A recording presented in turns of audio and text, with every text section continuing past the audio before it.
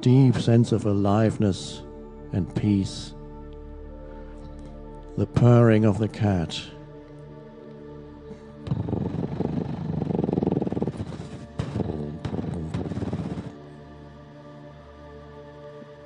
The cat is in touch with something very beautiful when it purrs. It's a sense of delight. Pretending. It's not saying, oh no. No, it's deeper than that. The possibility of living from a deeper place than the stream of thinking. And from there comes whatever you need on the level, the external level, even in your future, comes out of that. If you are connected with that inner. Any word that we use is a limitation, of course, of it. That's why in India, just to get some approximation of what this is, they use 3 words and string them together as if it were one to describe the state of connectedness with being. The 3 words are Sat Chit Ananda. Sat means being, the delight of being, the delight of life, which nature has.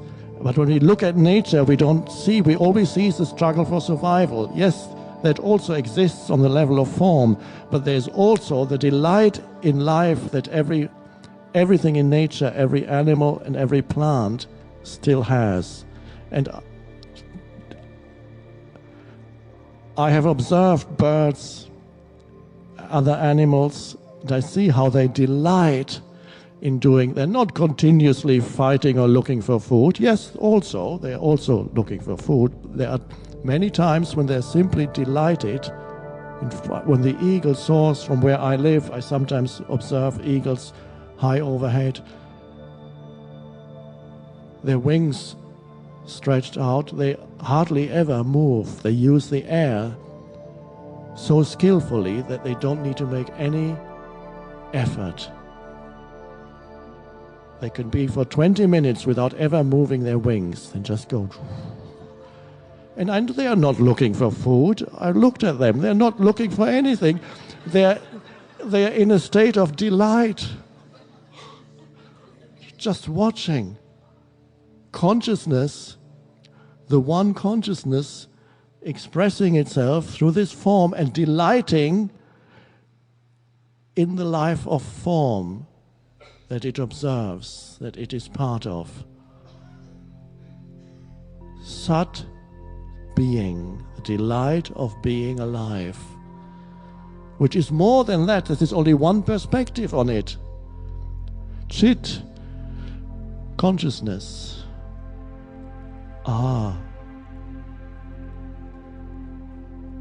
To know yourself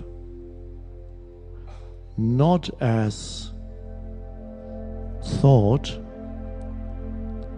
which is a form that consciousness takes, to know yourself as that which underlies all thought, out of which every thought and every emotion comes, that which allows the thought and the emotion to be there, which is consciousness itself before it becomes something, before it becomes a thought or an emotion or a body or a sense of me or a flower or an animal or the earth, the sun or the galaxy. Before it is born into form,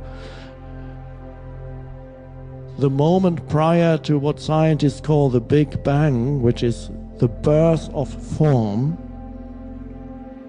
of the universe, before the birth of form, scientists are puzzled.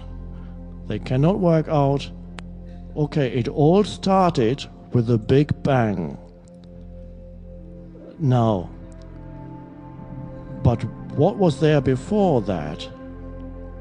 If there was nothing, where did it all come from? If you start thinking about it, you will soon go mad. How did the whole universe come out of nothing, if there was nothing? Out of complete empty space. Now that realm, the strange thing is, that which was there before the Big Bang, out of which the entire universe arose, was never lost and still dwells in each form as the innermost essence of that form. And the Buddhists call that emptiness. Form is emptiness, emptiness is form. And that is in you also. That is the dimension that is unconditioned, timeless, no past, no future, eternal, which does not mean goes on and on. It means no time, not endless time. Eternal does not mean endless time. It means no time, not subject to time. Consciousness itself. And all that humans know, most humans, all they know is the objects that arise in their consciousness, which is the world of form, the world of birth and death. They know the objects, sense objects, mental objects that arise continuously, and most humans are identified only with that they know nothing else. So they know only the world of form, the conditioned, time-bound, past, future. On a personal level, all they know is their life situation and the continuous stream of thinking. That's what a life.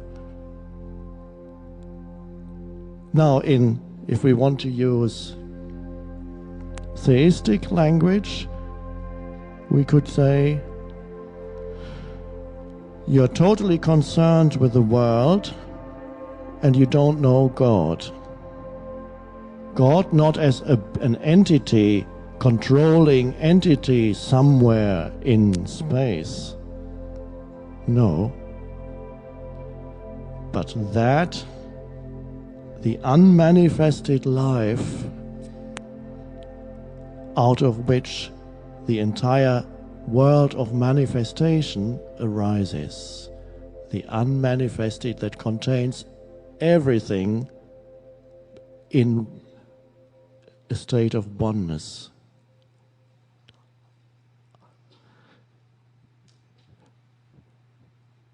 So your life is totally incomplete no matter what you achieve on the level of form, and everybody who has achieved great things on the level of the world knows that after a little while you feel elated for a little while when you suddenly become a VIP and see your picture in magazines or whatever it is, and then after a little while it feels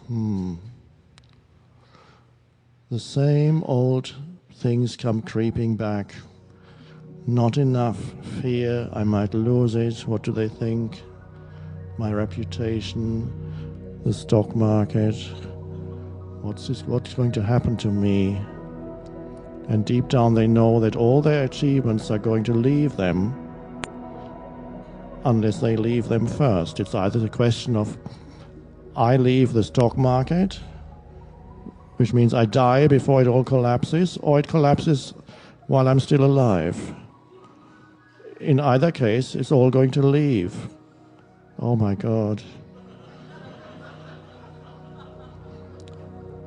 And the famous actor or actress knows that deep down that my appearance isn't going to last, and eventually they won't want to see me anymore.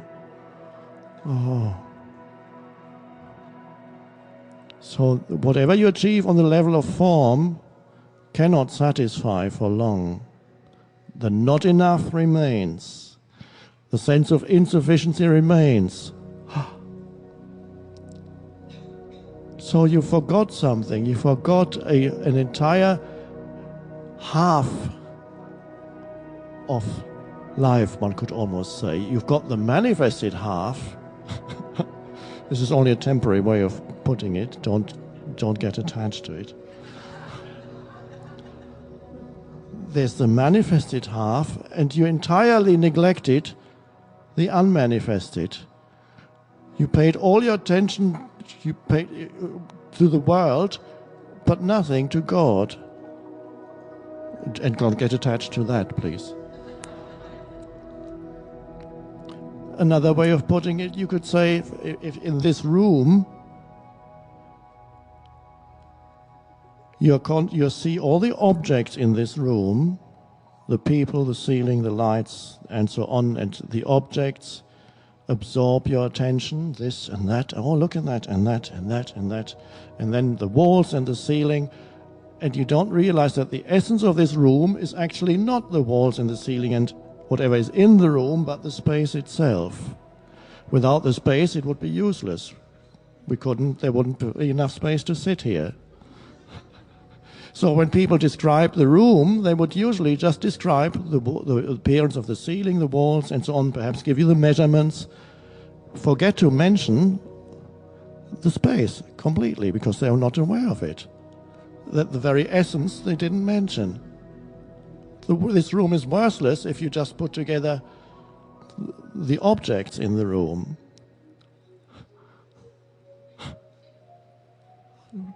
And so in each human being, there's the equivalent of that. There are the objects that make up your consciousness, all the thought movements and the emotions. They're born and they die. They're born and they die. Like.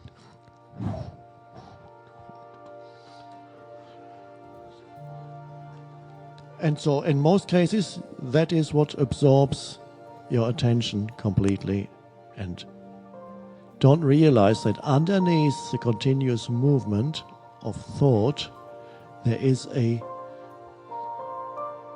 spaciousness,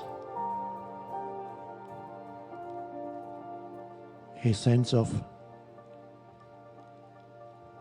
stillness. Another pointer. Stillness, spaciousness, aliveness, delight, ananda, bliss, delight, being, consciousness, bliss, Satchit Ananda, is living in connectedness with that. More than that, knowing yourself as that, not as something that arises in you and takes form. You are the infinite space. The entry point into that is always the present moment. The point of entry into that dimension in yourself is this moment.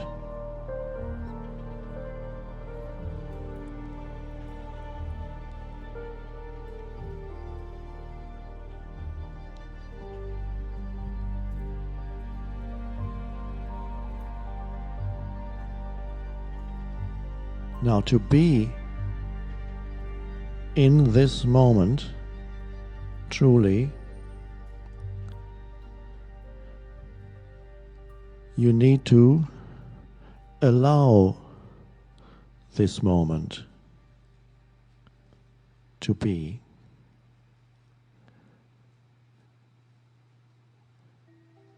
And that's for most humans an unusual thing to do. Because most people live in such a way, and you have to be aware of it if it happens in you. They live in such a way as if, and what I'm saying now, you can immediately recognize as a form of insanity. They live in such a way as if the present moment were an obstacle that they need to overcome.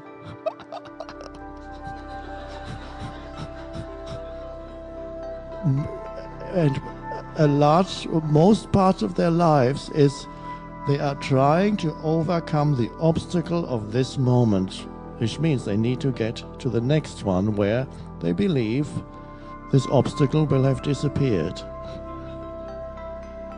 The next moment, which of course never arrives, because your entire life can only ever be this moment, which then remains a continuous obstacle that you need to get beyond, but never get beyond.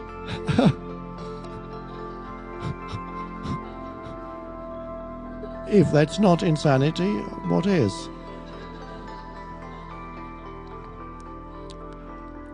But it's normal. So we don't need to be good at mathematics, which I'm not, to then find the equation normal equals insane. Maybe a little bit extreme, but ultimately true. If normal were not insane, human history would be very different from the way it is. If normal were not insane, what you would hear on the news would be different from what you hear every day on the news. Well,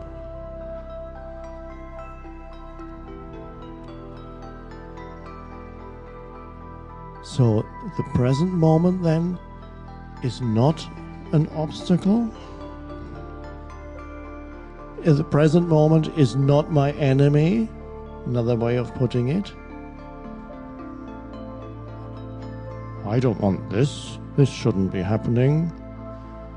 I don't want to be here. I don't want to have to deal with this. Why isn't it? Why are we still waiting here? Why? When is it going to happen? What's the next thing you have to do? Have you done that? Why haven't you done that? Come, the next thing and the next thing. Go into families, see how they talk to their children. They're almost breathless because they're always running after the next thing and they're telling their children to do the same thing. Okay, now deal with, have you done that? Come on, do it.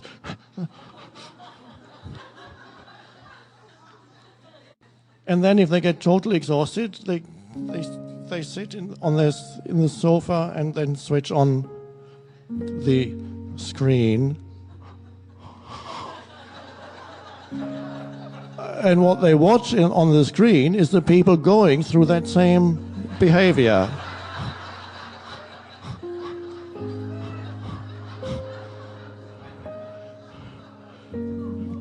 But for a moment it feels good because it sends you into kind of semi-trance-like state because they have their problems and they're not mine.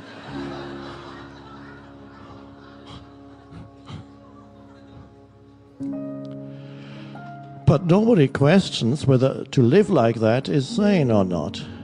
Very rarely. Occasionally these days, the truth comes through here and there, even through the media, occasionally. In certain films, occasionally, even on television, occasionally. But mostly, it's a reflection of the collective dysfunction of the human mind.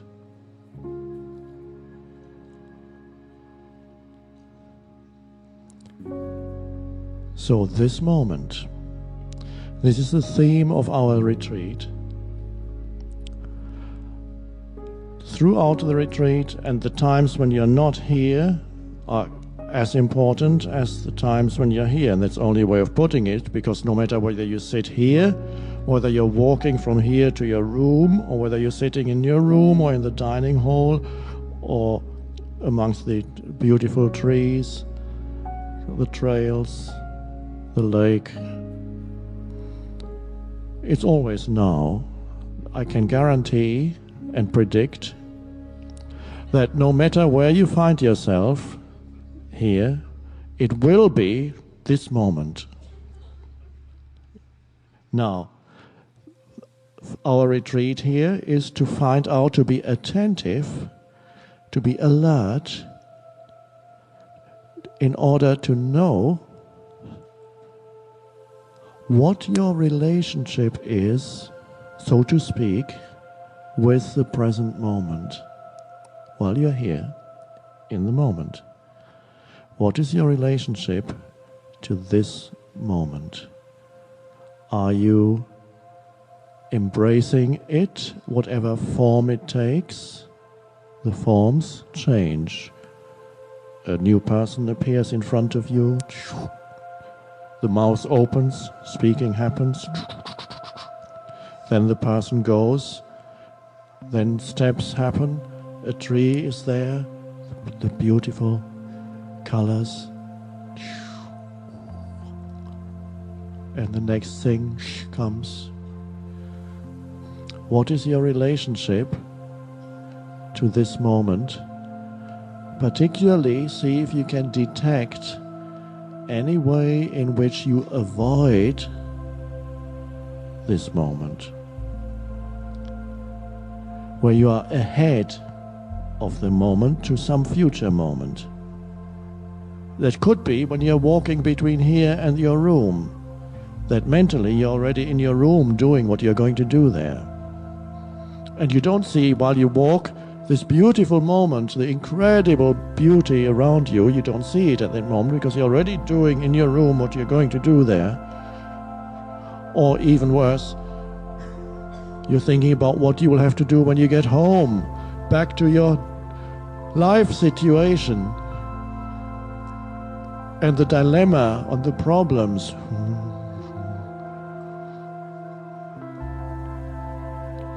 Where's the now? What now? No, I need to get home to deal with all that stuff. What am I still doing here? And then you wake up at that moment and you discover your relationship to the present moment. It was one of denial. You don't exist. You're not important at all. Something else is more important. It's some future moment. And that's what I need to think about. The future, of course, is only a mind form. The only place where you can ever encounter the future is in your head. This is such a revolutionary thought, a revolutionary realization, and not even the greatest scientists or philosopher could argue with that. The only place where you ever encounter the future is in your head. Well, yeah, it has to be. Of course it's true. And this, of course, also applies to the past. The only place you can ever encounter the past is in your head. And yes, also to some extent as an emotional accumulation in your body, but even that you can only feel at this moment. But whenever you remember the past, it's only the power of now, your consciousness now, that is bringing it to life. You can only think of it now. You cannot think of the past yesterday. And what you think of didn't happen in the past, because nothing can happen in the past. You can't.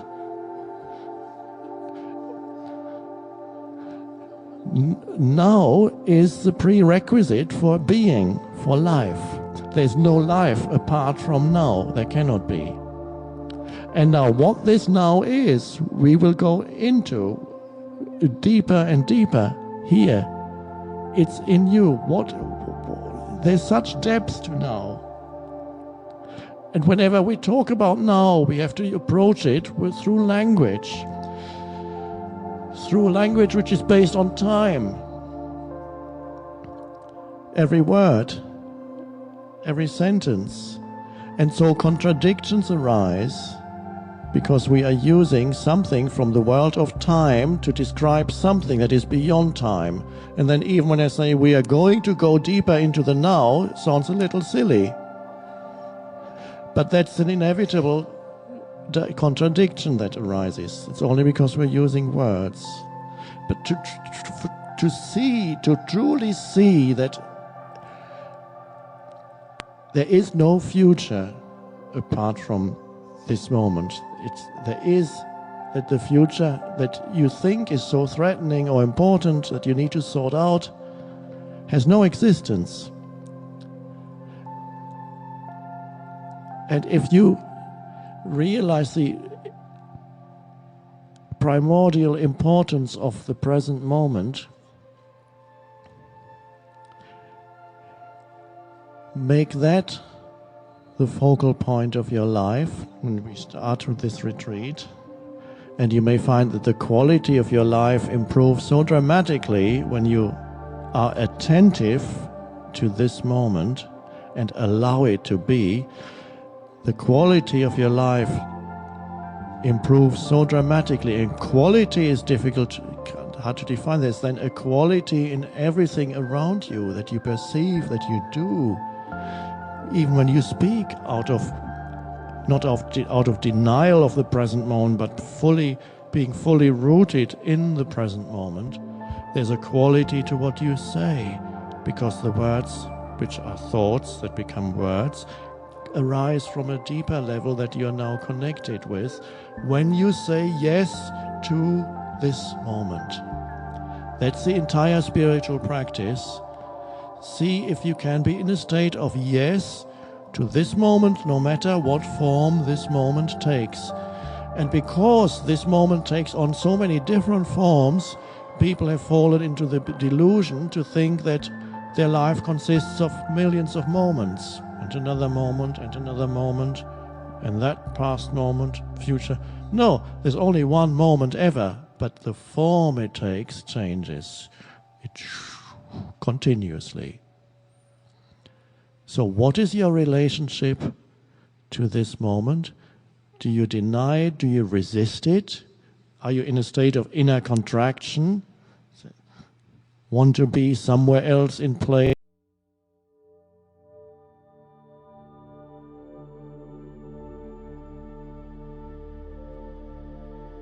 And remember, that is the state that you are in when you walk along here and watch sense perceptions, listen, see all the different sense perceptions, and you don't interpret, you relinquish it.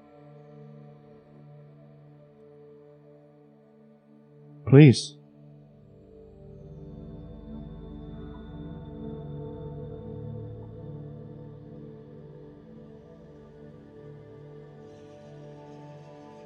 It's very nice to see you. I heard about you many years ago, about 6 years ago. And it's very nice to be in your presence. You are this. A number of years ago in Bihar, there was a prince, 2,546 years ago. And in his awakening, he knew how the whole of manifestation is. And he said, Mara, I have seen how you build this house of samsara. I have broken your rich pole. Never will you build this house again. In the words of the great sage Ramana Maharishi, he said there is a final truth. Nothing has ever existed, nothing does exist, nothing will ever exist. This is the ultimate finality. In awakening, there is an inherent wisdom that is beyond mind, as you say. There is a knowingness that is beingness, that is beyond doubt, beyond any deceit. All these great masters say the same thing. This is all illusion. It does not exist now, and it never did exist, and it will never exist.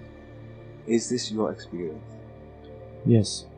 I'm not telling you that in those words, because they only become true for you as you realize that for yourself. If I told you that, half of you would go home. This is it. I only tell you what works as a pointer into that state. Certain realizations come out of that state by themselves that are deeply true, but do not work as pointers into that state so well. So there are some sages have uttered those words, and for a few isolated individuals, they may work as pointers, and perhaps they were talking to certain people who they realized could see the truth of those words, so they worked as pointers. But for most in the teaching that comes through this form, certain pointers are used and others are not used. There may be very deep truths that you will realize only through that inner knowing, and then it becomes true for you. So, yes, this is the truth, but I've never said it like that. And I may not say it again unless you ask me directly, in which case I would say yes. That's right. Now, it may well be that one day I may find myself with one person, and those words will come out of my mouth, because there's never any prior intention before a word comes out of my mouth. And then that will work as perhaps the final pointer for that being. And those words suddenly will be true. Otherwise, if I said it, those words can easily be used by the mind and become a concept.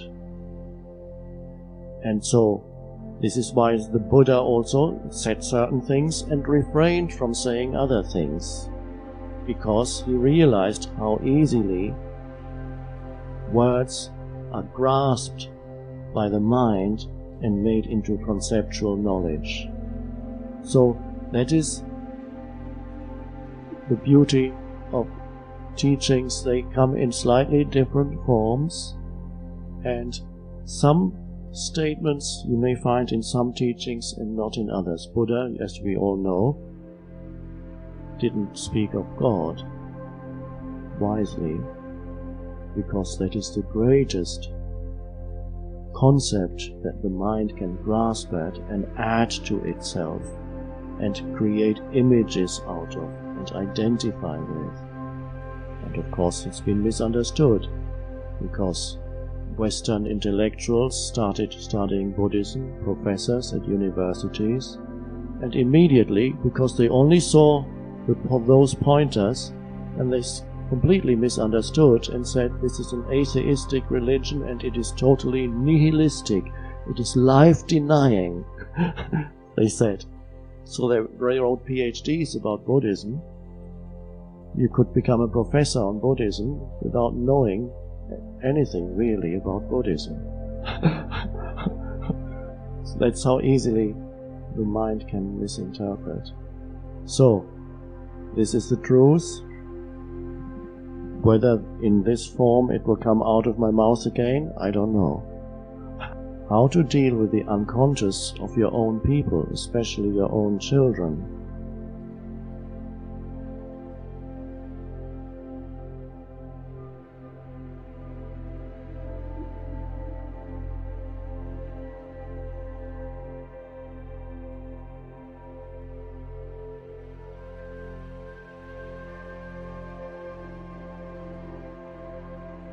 It is hard for many people to accept that your children need to make mistakes, do what they do, create suffering for themselves, and you can watch it, how they're doing it. In front of your eyes, they're creating suffering for themselves, making mistakes, as you call it. And then you want to save them from the suffering. You want to save them from making mistakes. In other words, you want to stop them from evolving and learning. You want to stop them from suffering. And no human being can go through this life without it's an essential part of being human, and then going beyond. So to realize, if you had your way, you would create, if you were omnipotent, of course, you would create an ideal situation for your children, an ideal environment, everything right. They good at school, they do well there, isn't that great? And they go on to university and they're brilliant minds, and then they meet this beautiful partner and have beautiful children and a nice house, and everything is working so well. They're making no mistakes, they're not suffering. What would the end result be?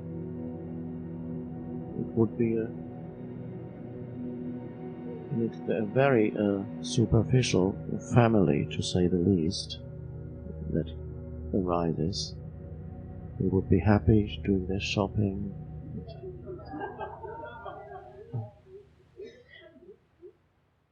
No suffering has ever crossed their path. They haven't made any mistakes. Yet it's every human being's destiny to make mistakes. There are no mistakes. Only from a limited perspective there are mistakes. You never made a mistake in your life. You're here. Whatever you ever did, what you hear. Where you hear the message of liberation. So there are no mistakes, only if you adopt a particular perspective, then it's called a mistake. It's limited, it's a fragment of the truth, it's a thought. So of course you would want to spare them their suffering, their self-inflicted suffering. And some suffer more deeply than others. I've had parents come to me with extremely tragic stories of what their children did to themselves or others. Dreadful. To the point of saying no human being, no parent could live with that. And yet, we do. And there's the learning. And if your child creates suffering for others and ends up in prison, there's the learning.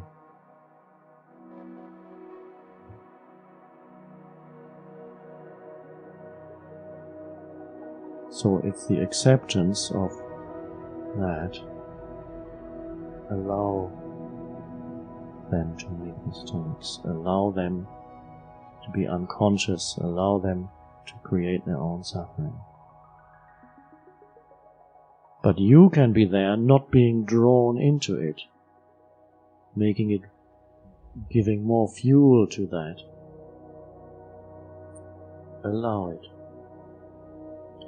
Some children are addicted to drugs. It can be very hard for a parent to have a child. And great suffering can be there until finally, and you've tried it all, you've tried everything. Many times, and it happened again and again. And finally, surrender. And then great love is there.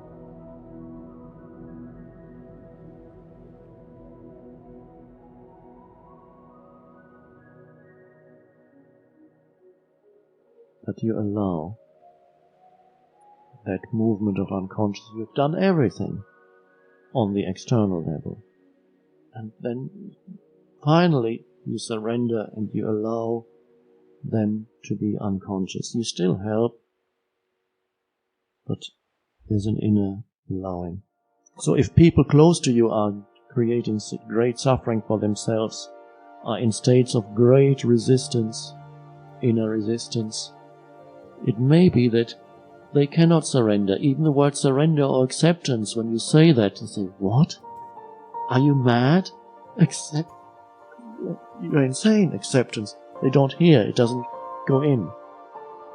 And so, in those cases, you surrender for them, so to speak. It could also be to do with the parent. It's not always children. Often it's the parents who are in great suffering.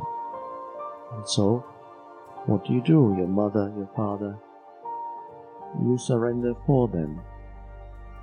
You don't demand anymore that they should be more conscious. You don't demand anymore that they shouldn't be doing what they're doing. You don't demand anymore that they should understand you. You surrender. And then you visit them for Christmas or Thanksgiving. And for the first time, it's not a source of great conflict having to be there for a whole day or 2 or 3 days. Oh my God, not another Christmas with the family. In the surrendered state, no demands are made. Your father, your mother, they display whatever behavior they display and have been displaying for 50, 60, 70 years. Maybe they have the same conversations they had 50 years ago, 20 years ago. It's fine, it's the human mind, nothing personal. And you are simply there as a surrendered entity. So this is already the beginning of, to come back to your question, which I don't talk about usually, this is already the beginning of the end of the world. Because when you identify with form, all the forms are extremely heavy. There's the heaviness, solidity of the world of form. And as you surrender, the world of form loses its seeming solidity. It's not solid at all, but it feels and looks very solid.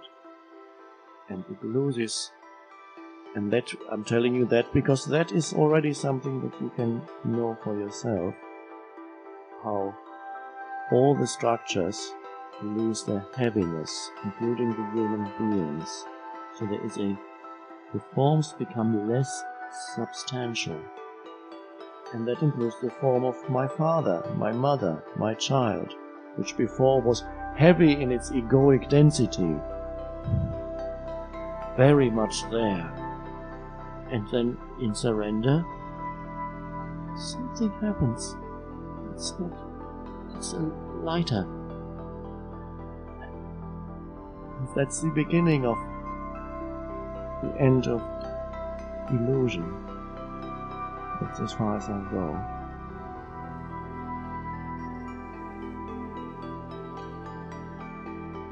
So it's allowing even people close to you, allow them to be who they are in their present. It's not who they are, but to manifest whatever they manifest. And often the change will happen then.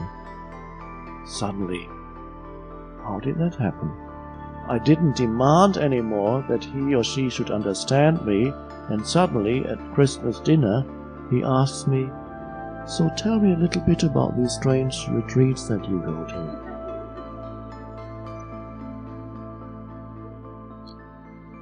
And he always said before that, "Why are you involved in these weird cults? You should go into business for yourself, do something real, do something with your life." He's been repeating that for 20 years. And you felt angry about that. Why doesn't he know? He understands nothing about me. And then surrender happened. And suddenly, oh. Or not. Doesn't matter.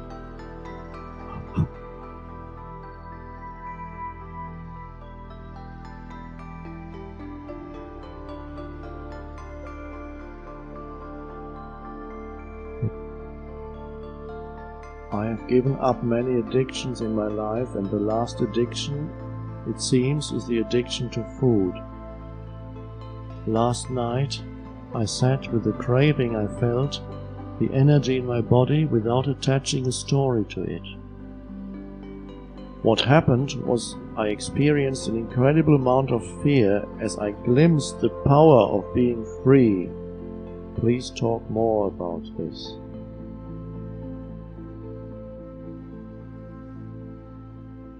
Yes, fear can arise, And that is the egoic fear.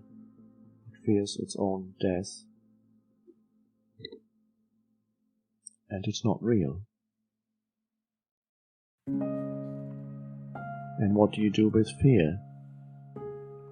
As you enter the surrendered state, you may encounter the region of fear, because the ego fears surrender because it knows it to be its own end.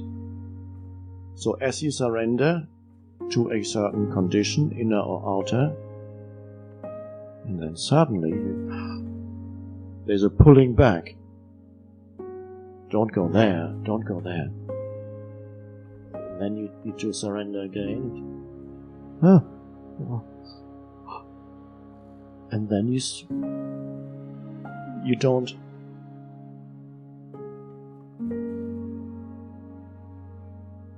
allow the fear to push you out, but you can then allow the fear also to be,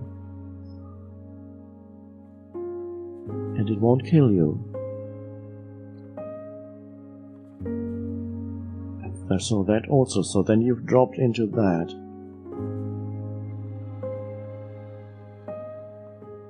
And when you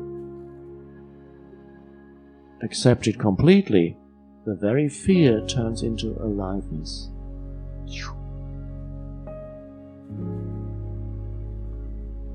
And you drop down.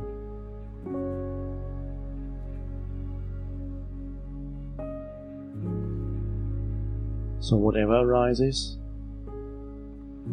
there's that.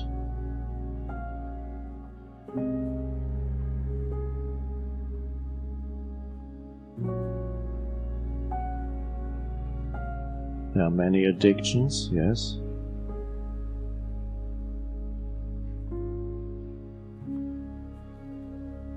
It's an external manifestation of the mind needing to add something to me. Now it does that on a psychological level a lot, but that's not enough for the mind. It'll use the body to add to the incomplete sense of self. It's the unconscious impulse behind addiction, and you can see addiction operates in the tiniest things that are not recognized as addiction.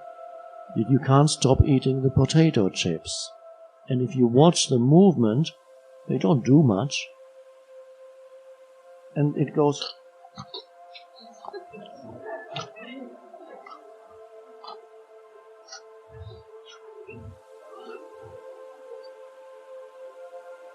It's an adding. You're not a lot of nutritional value, or it could be other kinds of junk food. You see,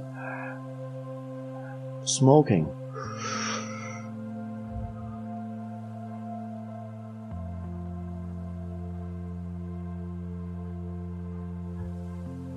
So food is a big one for many people. It's you don't only reincarnate into thought streams, you can reincarnate into food.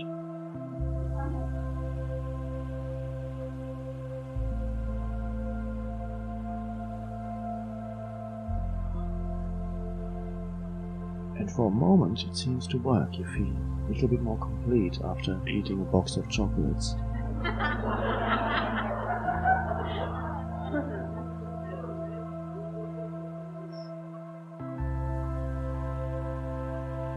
I spoke to one person who has a big problem with weight, and he said the mind, he began to observe his own mind, and it always, he came up with one thought that always, the main thought that would justify his going to the fridge and eating was, "You've had a rough time, you deserve a break."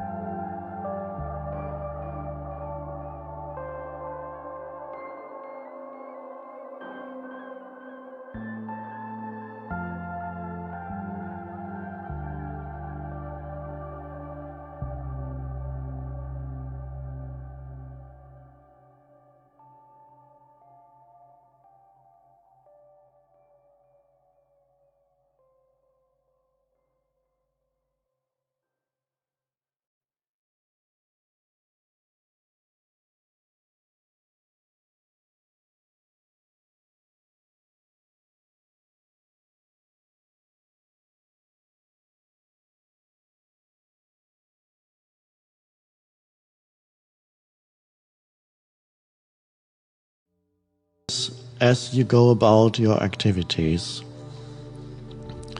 How to do that? Just little things. You can even make a list of 3, 4, 5 things that you can do each day, periodically, simply to bring some return to presence. You may put next to your computer a little card that says, "Can you?" and then answer it. And during that time, don't be in a state of, okay, I'm just holding back before I answer it. But, no, give it, allow it to ring. It wants to ring, that's what it's doing. So you actually watch or listen to the ringing, you allow it, it goes, whatever sound it makes these days. And there you are, you look at the phone and you hear the sound. You've created a spaciousness inside. And that which drove you deeper and deeper into mind and into noise is reversed. Every time it rings, it becomes an instrument for some space, just a little bit of space to arise inside you. Oh. And nobody would even notice that it took 2 more rings before you answered it.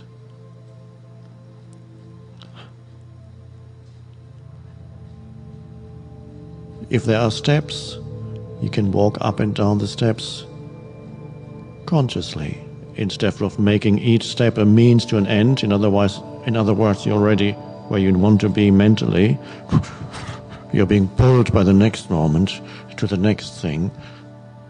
You take the opportunity to take 1 step at a time. You don't even have to slow down after a while. You can actually walk fast without being pulled to where you need to get, without being pulled away from this moment. That's extremely enjoyable. It doesn't mean now as presence, you bring presence into everyday life, that you necessarily have to slow down. At first, it may slow you down a little because it's an unusual way of doing things. But after a while, you realize that there's no need to slow down. If you actually, something needs to be done fast, you suddenly see your hands are moving fast. You're putting this here, packing your suitcase to get to the airport, you're running late, and yet suddenly there's only each movement and looking what it is that needs to be put in without even noise, because there's only the looking now. There's an opening of a drawer, you see. This is right action that comes out of presence. You don't think, okay, what do I need?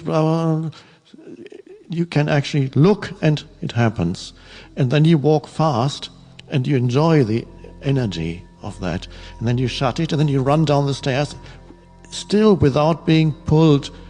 Because if you're pulled away from the now into the future, that is the mental projection. So the mind projects itself there and says, I need to be there. And then you're being pulled out of yourself. And it's called stress.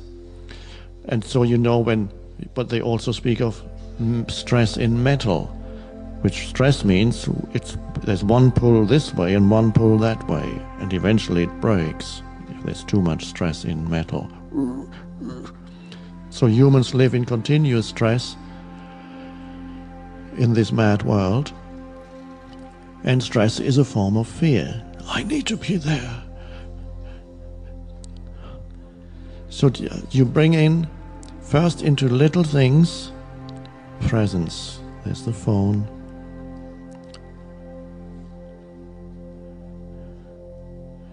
You could have a flower next to your computer screen. There's a flower. Always make sure there's a flower there. And something natural, because everything else, if you're in an office, is mind-made. There's a flower there, and periodically you look at it. Truly look, just half a minute, a minute.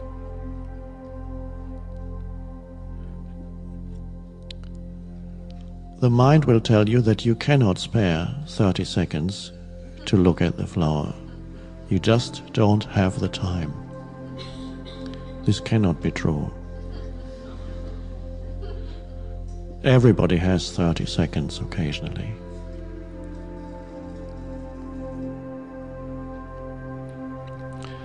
If you can enter the body easily, feel that in your place of work, a great opportunity. If you can do that, it's the most wonderful transformation. Whenever somebody speaks to you, on the phone or in person, while you listen to that person, feel the aliveness in the inner body.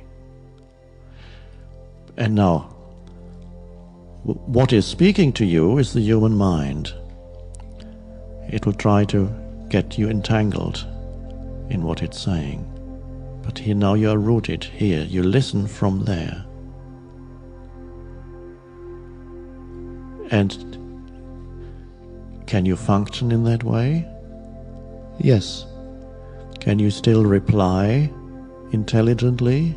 Or are you just going to make unintelligible sounds? No, you may be surprised that intelligible words come out of your mouth if you need to reply. They may be more intelligent than you would have said otherwise.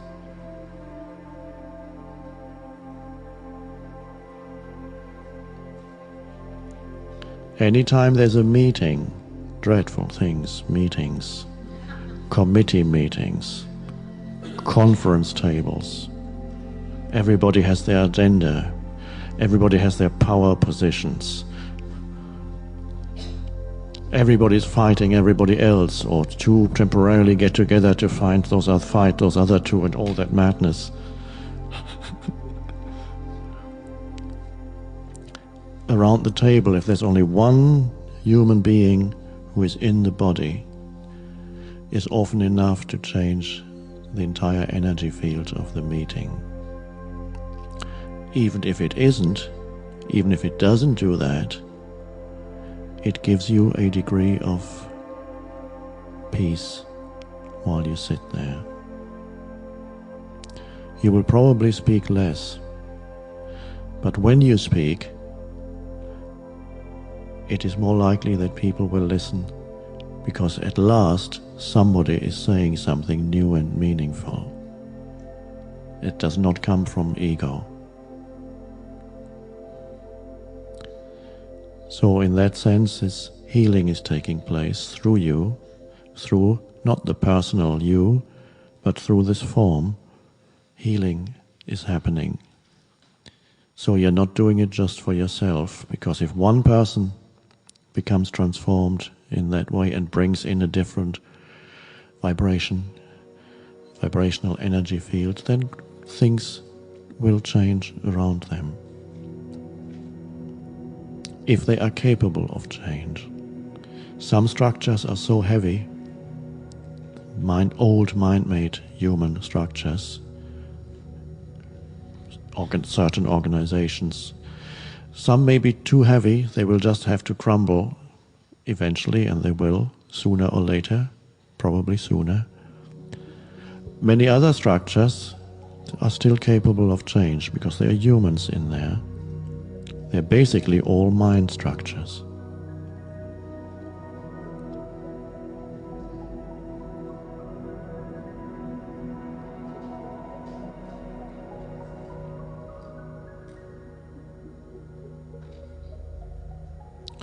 If you need to escape from the office, go to the bathroom, shut yourself in there, and sit there for 2 minutes. Not complaining about the mad world, but perhaps being aware of your breathing. And this is another little one that you can introduce anywhere, being aware, watching the breath as you go up and down the elevator. Wonderful. Who says that you cannot watch your breath when you're in the elevator? If that is at your workplace.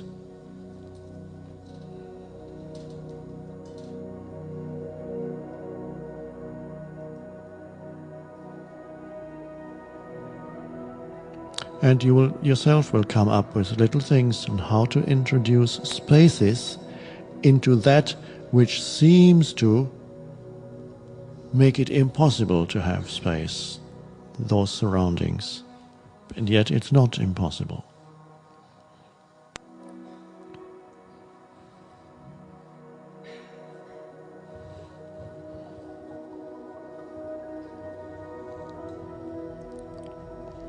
I will dip my hand in the basket now.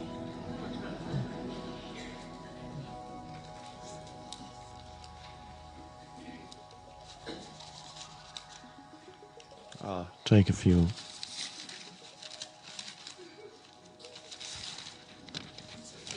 There was a big one here. Maybe that's it works.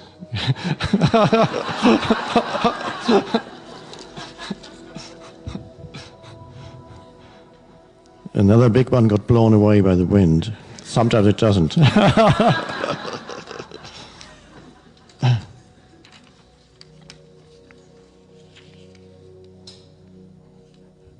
When I let go of my story, I feel less alive. What is the value of going to a place where I feel less alive?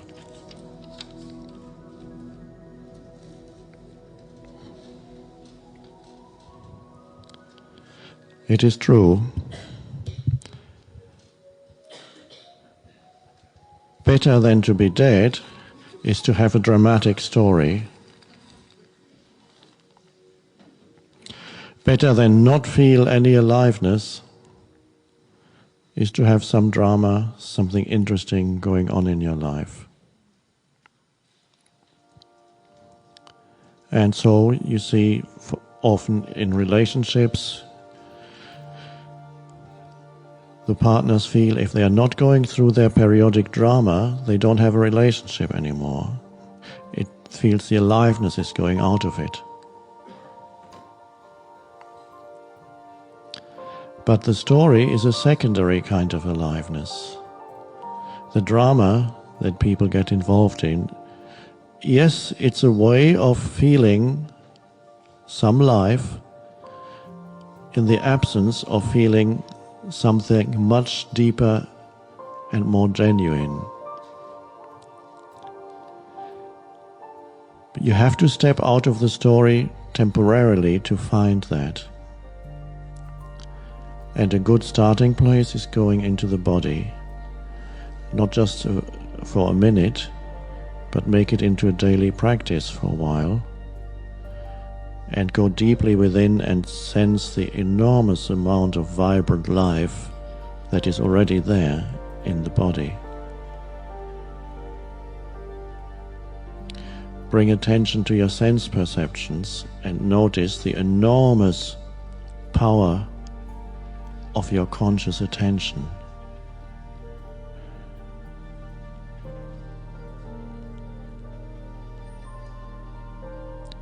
So it's a question of leaving your habitual world where you felt at home and entering something new. And at first the new you may not recognize. It happens also when people first encounter some stillness, and it's such a strange place that they feel they want to run back to the mental noise, and they say, well, I encountered some stillness, but it felt completely empty, and I don't see why I should go there. I compare these people to someone who just spent 4 hours in a noisy discotheque and then steps out and the heavy doors close behind and you're out in the countryside with only very subtle noises of the night going on and a breeze. But at first you step out, you hear nothing. It will feel dreadful, that silence, because you're so used to that noise. So you might even in fear run back into the discotheque. But at least that's familiar. You have to stay for a while with the stillness, because the power of that is more subtle, it's more powerful, but also much more, it has a different density to it than the density of the mind, a different frequency. So you become attuned to that frequency. So you stay in the emptiness for a while, and then realize the emptiness is also fullness. Now, the desire to step out of your story only comes really when the story becomes too unpleasant to want to dwell in it. So it may be that some people have to wait a little bit longer until their story turns into something that they don't want to be in anymore. And eventually that will happen.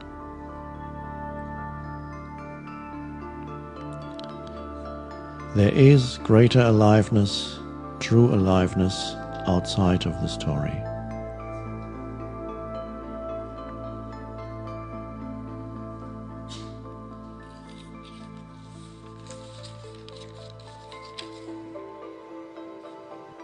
What determines the intensity of a person's wish to be in the present moment?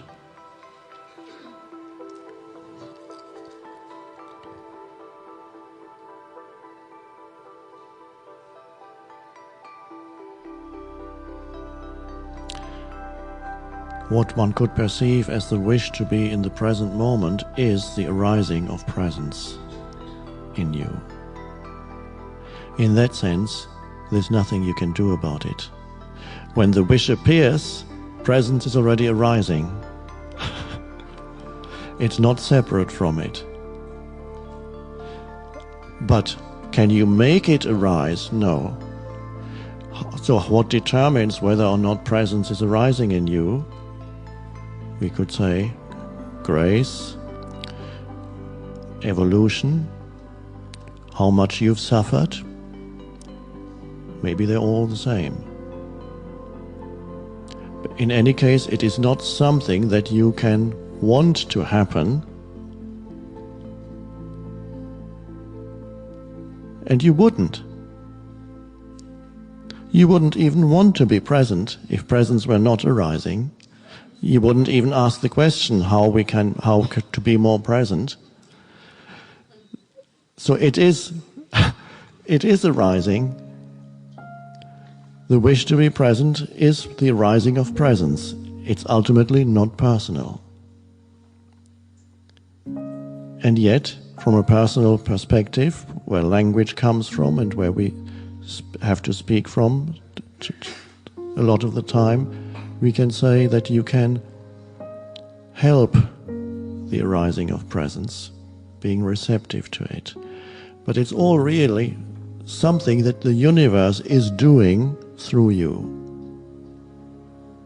When you think you are doing it, and it's great to believe that I can choose to be present, I can choose not to answer this phone and let it ring twice. That's what it looks like. But how is it possible for you to even do that? If there were not enough presence, you couldn't do it, nor would you want to do it. You would say, what is the point in waiting? I mean, it's ringing, answer it. And maybe that's what your boss will say when he sees what you're not answering.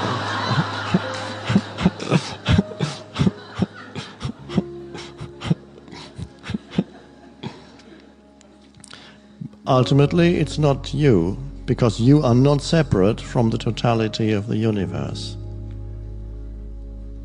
It just seems that way.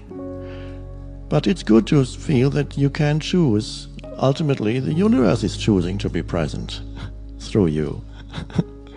Nobody else can choose.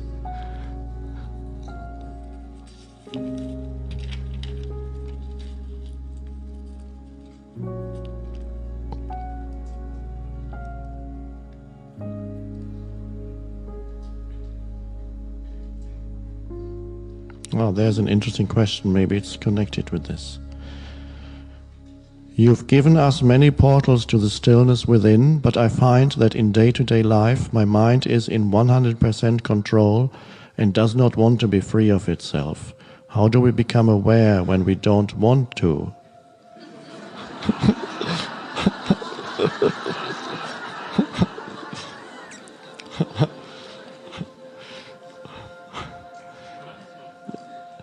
When you don't want to, you don't want to.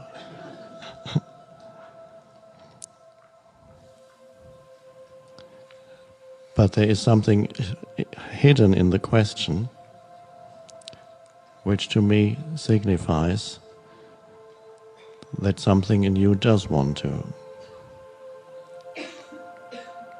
Otherwise you would neither be sitting here nor be asking that question. You'll be watching TV somewhere.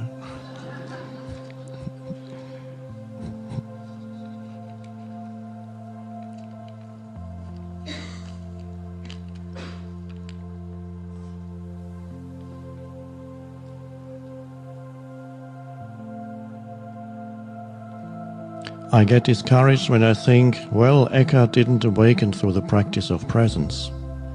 He awakened through a sudden act of grace that completely erased his mind's habit of resisting the present moment, and so did many other teachers I know of. Presence was the result of your awakening, but it wasn't the method. Are you sure? Ordinary people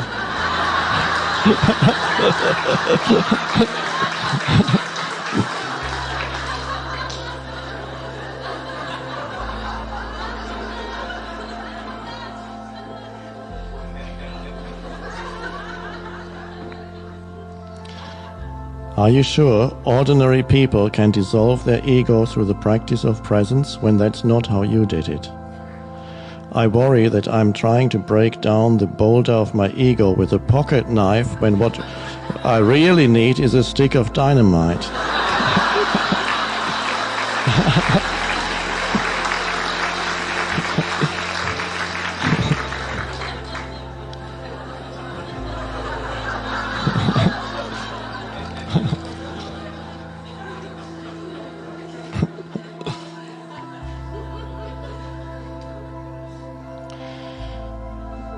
Sometimes it happens with a pocket knife, but this isn't a pocket knife.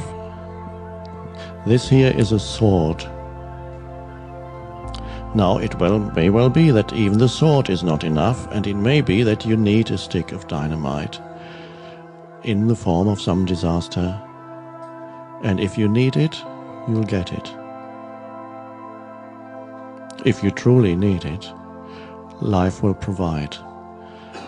Life provides what you need, and then you will see the grace that is hidden there when it comes. And another part of the question, implied, is it something we can do, or is it something that just happens to us?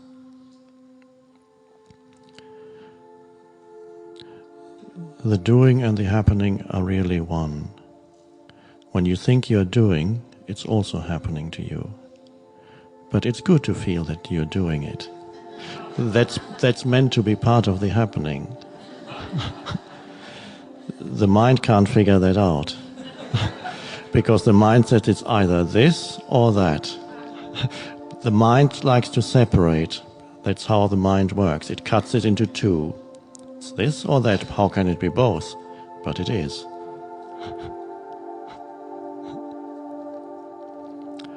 Something else that this touches on?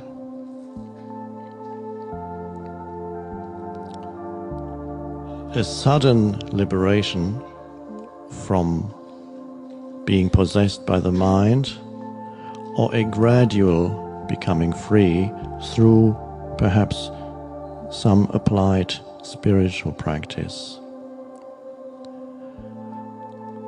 What is true that ultimately spiritual practice or technique, let us say as such, I don't know of anybody who has become liberated by a technique. But they may have become liberated when they dropped the technique. The technique may have had its place as a ladder that they then dropped, or as a raft Buddha uses the analogy of a raft crossing the river. You use it to cross the river. When you've reached the other side, you do not continue to carry it around with you, the raft. It remains. My raft.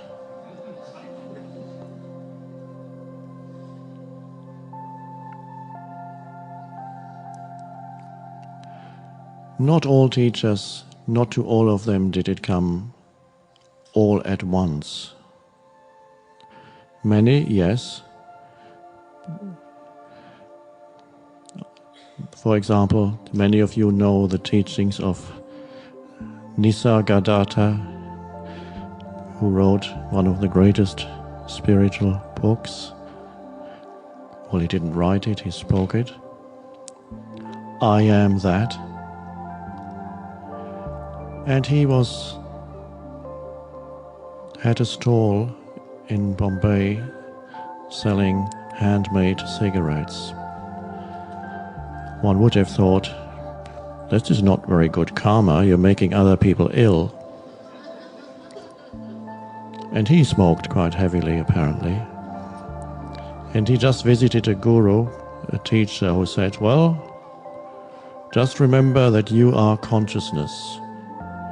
Just be aware of the I am. In whatever you do, feel yourself as consciousness. Oh, okay. And then he went off back to his daily business, and he applied. Can we call that a technique? It's too simple to be called a technique. All he remembered is, I'm consciousness. And he's attempted to feel the I, the deeper I that underlies all experiences, awareness itself. And a few years later, it had emerged fully. It didn't come all at once, but it didn't take very long. And then suddenly he began to recognize it directly as the foundation for joy, for love, for also compassion, empathy with another. You can't arrive at empathy through conceptual thinking. You cannot sense the aliveness of another human being through conceptual thinking. But only thinking needs to subside for a moment, and then the sense of separation that's created by continuous thinking disappears in that moment.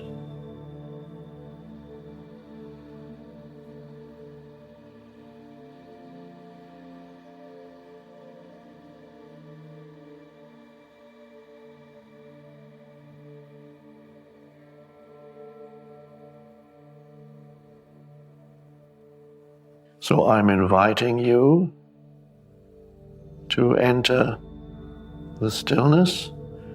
Another way of putting it,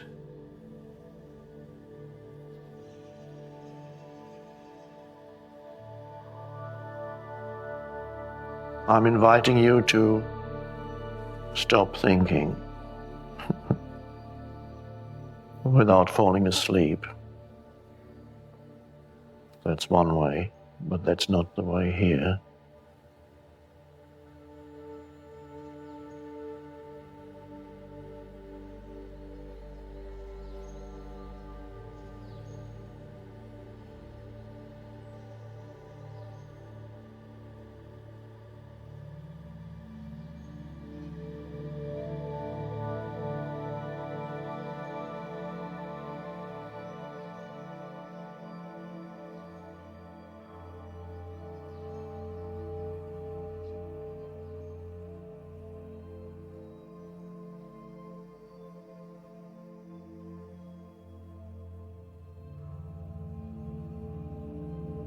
And this is the next evolutionary level for humans. Rising above thinking. Not abandoning thinking altogether,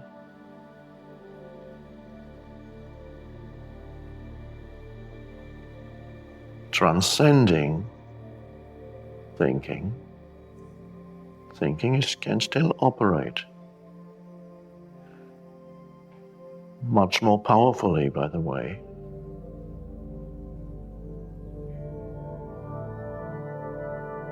When it's rooted consciously in the stillness.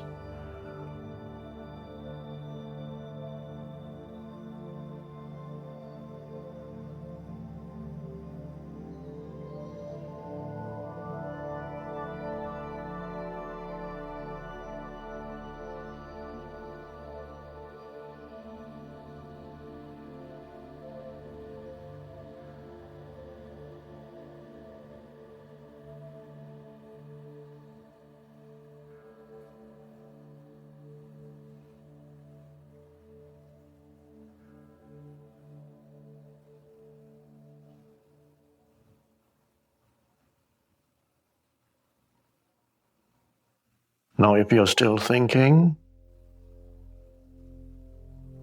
this becomes boring or uncomfortable.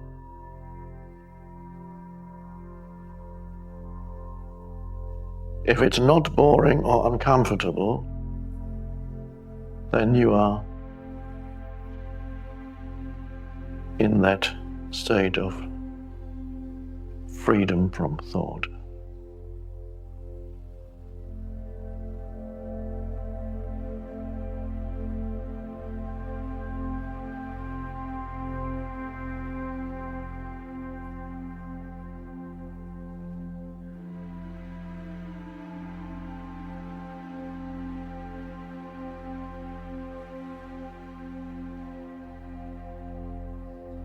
You may sense your presence, so to speak, the presence that you are, the essence of you.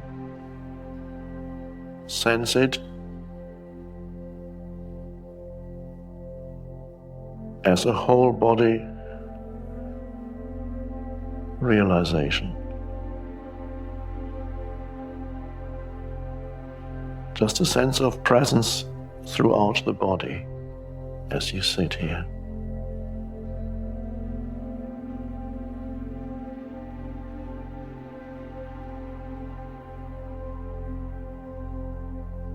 And that is a sense of heightened aliveness. And if you choose to look around, still sensing this heightened aliveness in your entire energy field, if you then look around, you see that also whatever you are perceiving feels more alive. Even inanimate objects have a certain beingness. They are. Even a table, chair.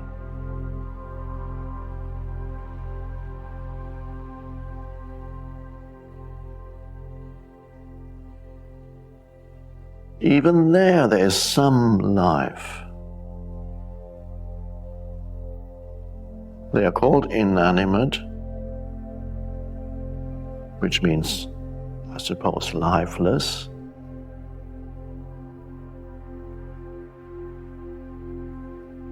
But if you looked more deeply into the molecular structure of the chair or the table, you would see intense aliveness and intense movement.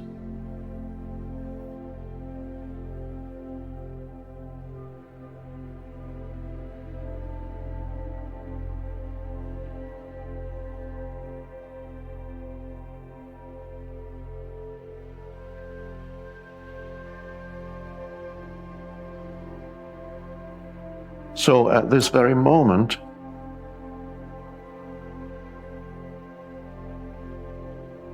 the universe, we could say,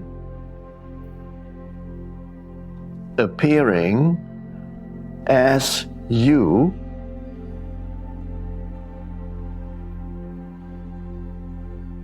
experiences itself. Of course, that's the truth.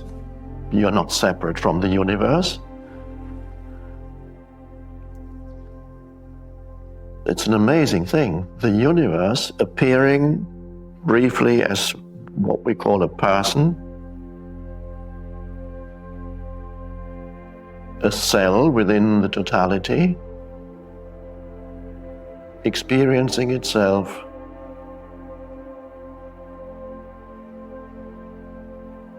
both on the level of multiplicity of life forms, which is included everything, through perceptions, but also on the deeper level, the universe experiencing itself as the unmanifested underlying life. The manifested is the world of form. The unmanifested is the formless one life. Timeless, that which preceded the Big Bang that the physicists talk about. The timeless one that did not cease to exist when the universe came into existence, but this timeless one that continues to be at the core of every life form.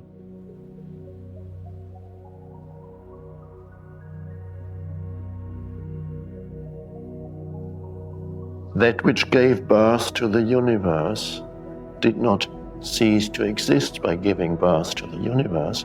Exist is the wrong word because it doesn't exist. Because exist means to stand out. Is out, Latin. To stand, exist means to stand out. So that's all life forms exist. But the one unmanifested life does not exist because it doesn't stand out. It is in.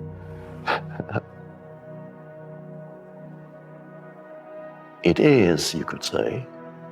It's being, but not existence. No, everything that exists has being.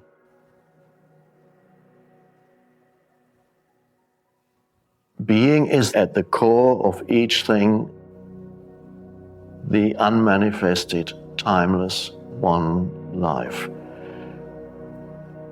Don't think about this. I'm not using this so that you conceptually arrive at some conclusion, but for you to experience within yourself that this one timeless, unmanifested life that precedes the Big Bang is the very cause of who you are.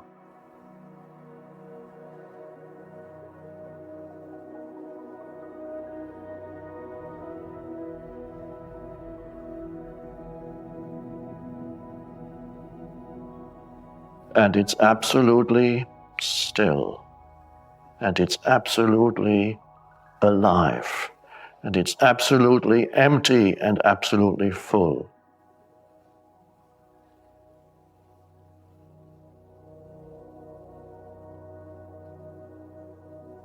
And it's you. It's I, the one I, appearing as many I's and U's.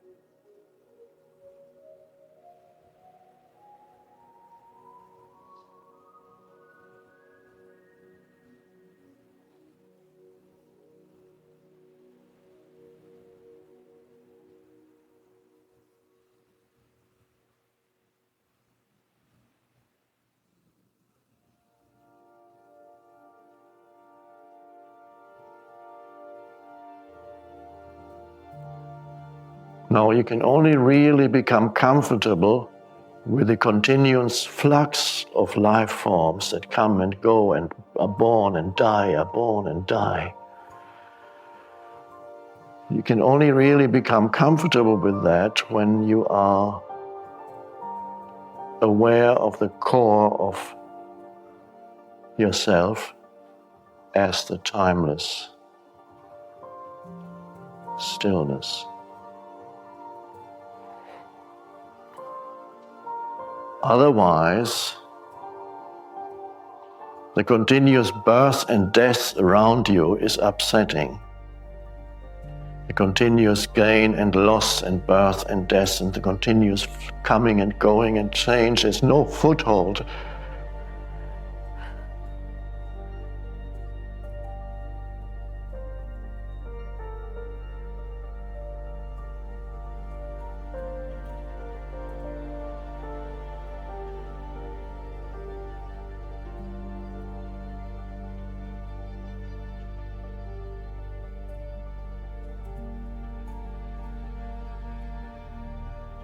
And we have the two dimensions expressed beautifully in very ancient Greek philosophy. I may have mentioned before. Heraclitus says, you cannot step into the same river twice because of this continuous flux. It's not this, it's different water. It's Pantare is the Greek. Everything flows. Everything is subject to continuous change and metamorphosis, everything around you. He said that's the basis of his philosophy, 500 BC.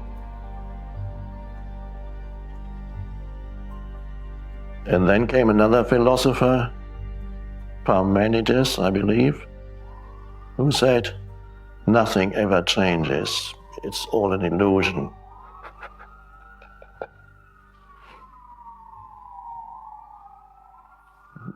And he's right too, they're both right, of course.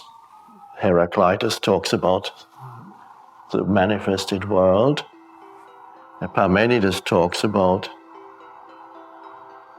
the unmanifested one life. What the Buddha, I don't know whether the Buddha actually used that term, but I think he probably did.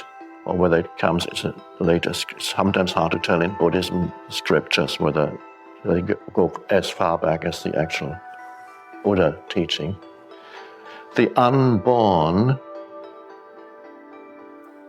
is a Buddhist term, meaning that which is prior to existence, the timeless one, the unborn within you. So the wonderful thing is the heart of the universe, this vast, incomprehensible thing that you see the tiniest fraction of when you look at the stars at night. What you see is a tiny, tiny fraction of what's there. And even that's not just tiny because you only see a few thousand stars out of billions and billions and billions, but also tiny because of the limitations of what your senses can perceive.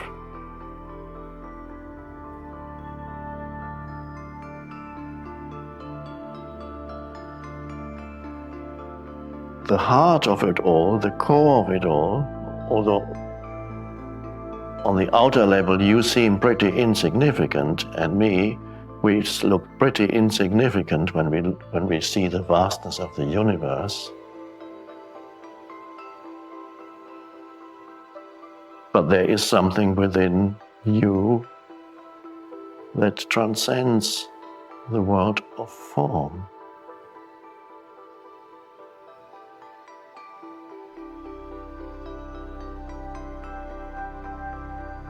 And that is why the secret of the universe is in you.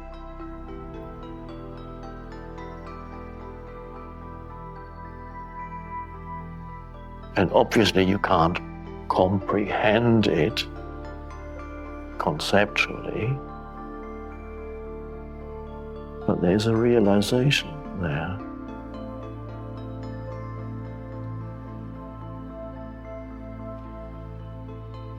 And it's only there that there's deep peace. That's the only place where you can find true peace.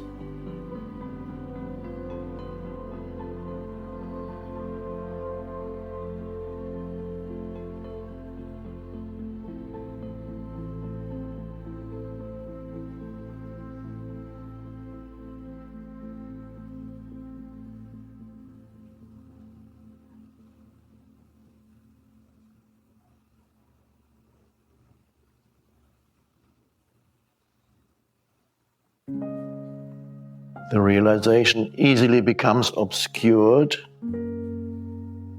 the moment you believe that you, the person, that you as the person are important.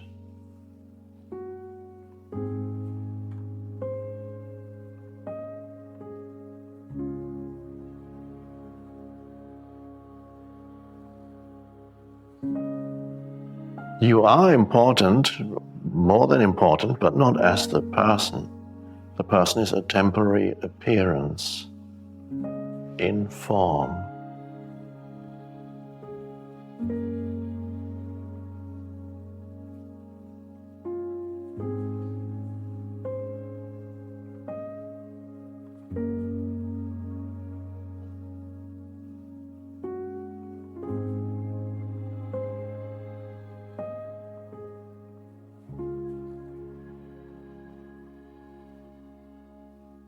For example, you become important in your own eyes when you sit in judgment of other people, places, situations, or even yourself.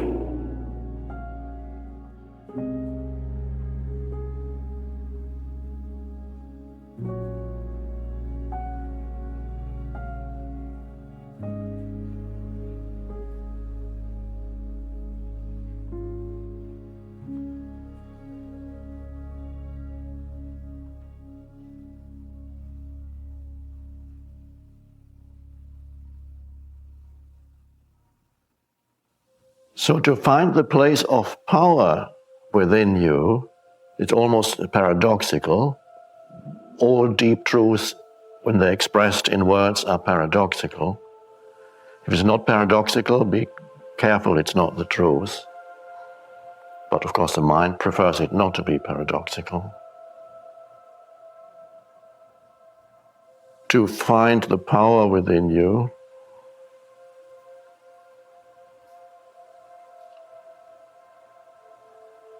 you need to realize your own nothingness.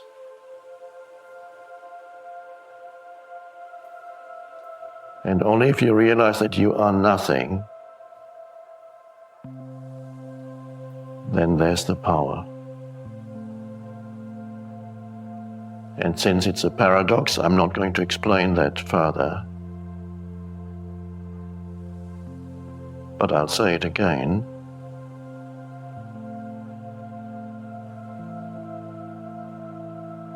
When you realize your own nothingness, then you realize the power at the core of your being.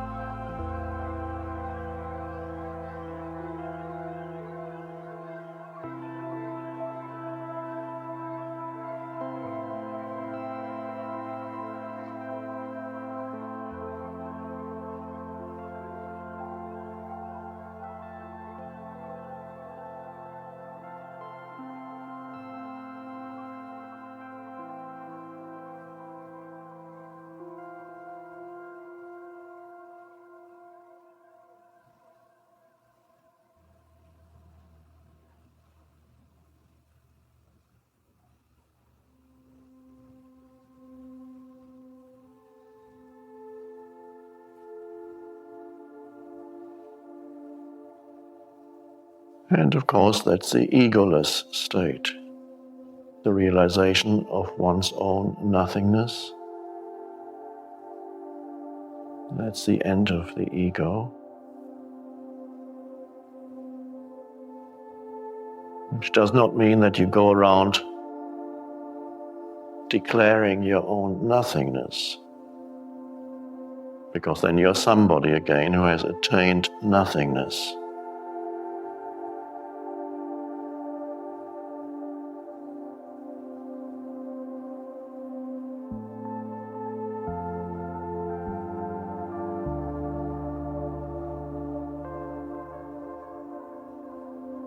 And really, if you're interested in Buddhism, that what I've been pointing to, that's the real meaning of what the Buddha pointed to, the nirvana.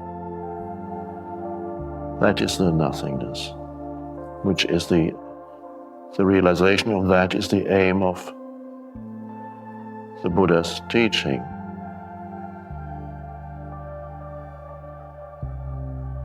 It's also the aim of the teaching of Jesus, although it's come down to us in a somewhat more distorted way. Because the people who were recording it didn't quite get it, and yet some of it has come across in such statements as deny thyself, misunderstood mostly. Deny thyself means recognize your own nothingness. Recognize the illusion of what you thought was the self, me.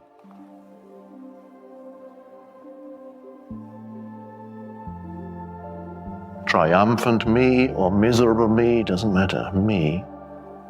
Complaining me, unfairly treated me.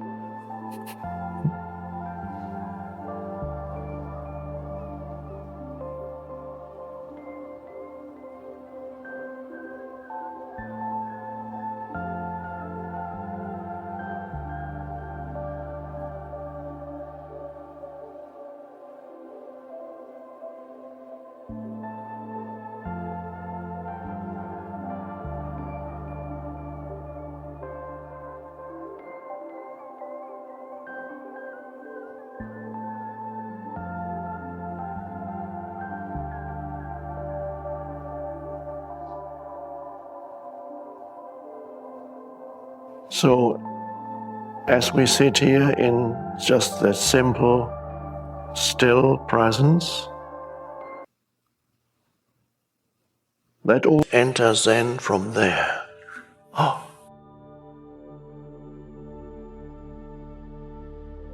This is a practical, to show by means of practical example what that means, that alertness. Jesus talks about it too. He said, if you be so awake as if you were, he gives the parable of a servant waiting for the master. He doesn't know when the master comes. He may come in very silently. So you have to be alert. Don't go to sleep. Be alert and wait for the master. So the servant is sitting in that house. The door maybe is, in my version of the story, the servant is on the upper floor. And the master could come in any moment, and the master is very quiet. So you go.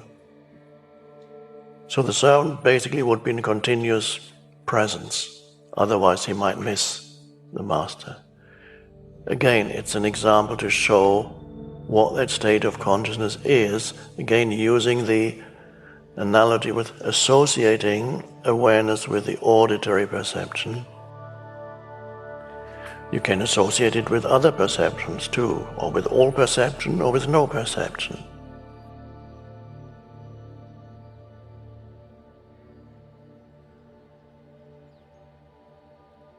And there's no stress or strain in that alertness. There isn't a willfulness behind it. That's not it. You can't hold your breath and make yourself be more alert.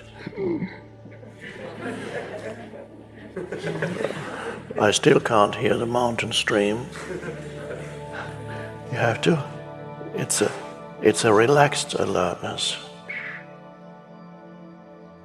That is one. I'll sometimes use the expression vibrational frequency, and there is a truth behind it. Whether or not it's scientific, I don't care, by the way. I can sense because I also experience fluctuations, there's always a certain alertness in the background, but sometimes there's an increase in alertness, and sometimes it recedes, it's in the background, the awareness. And then the awareness, the light gets lit like a dimmer switch. It goes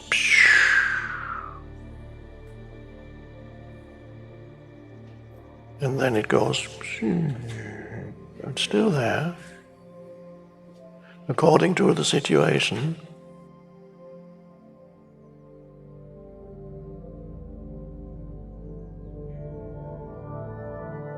Now the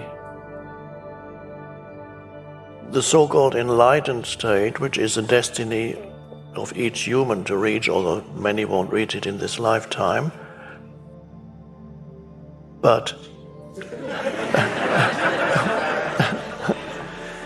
that's okay. That would mean there's a continuous background awareness, Indian continuous. And many of you already have it sporadically, and there may be some of you who already have it continuously in the background. And the only reason why you're here because it's enjoyable.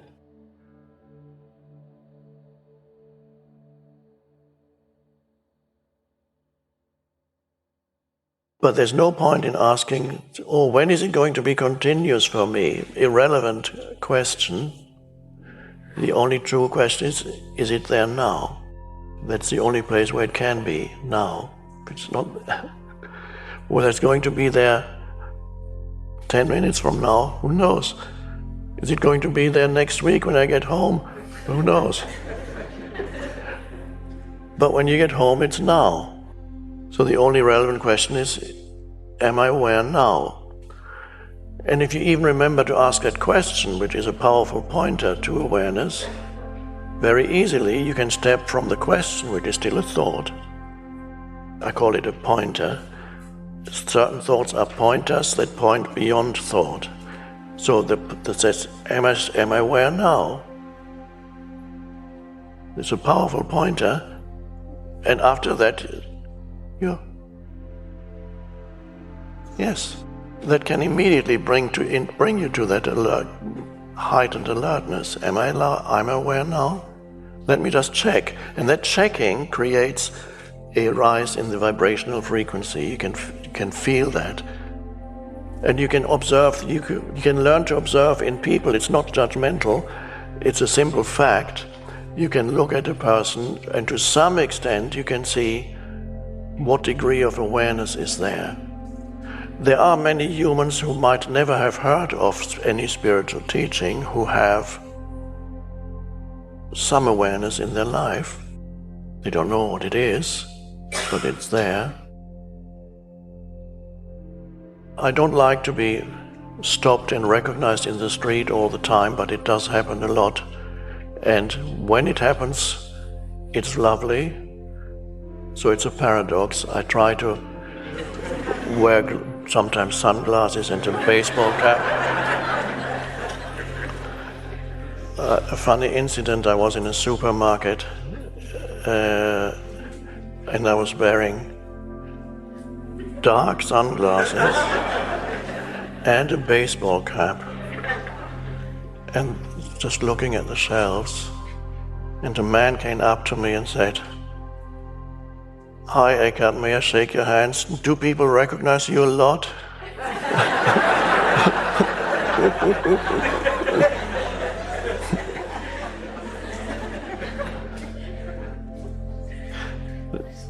Now, I am saying this is not infrequently. I know a few seconds, I look at a person, a few seconds before they recognize me, I recognize them. I've never seen them before, but I recognize them. I know there's a fairly strong presence there, and then I know, oh, this person is going, and this is not a thought, it's just a realization, this person is going to recognize me.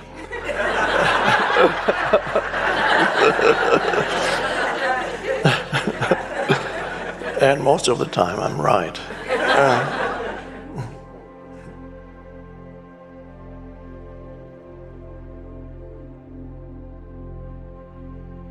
The opposite sometimes applies too. This person won't recognize me though, that's a relief. But sometimes I'm wrong, not often.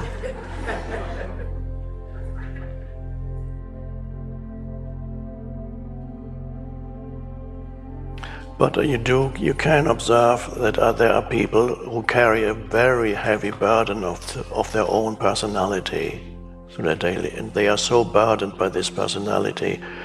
That personality has such density that this completely obscures the essence of that person. Not that it isn't there, it's there, but it's so obscured. It's just behind these dense layers of mental, emotional layers of years and years of resistance, self-generated suffering, unnecessary problem-making. And so you get this absent look and the burdened look.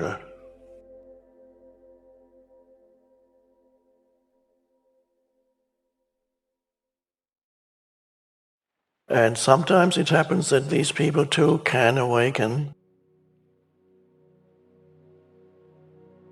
In most cases it means they need a shock. Life sometimes does that to them. And that can, like it hits you.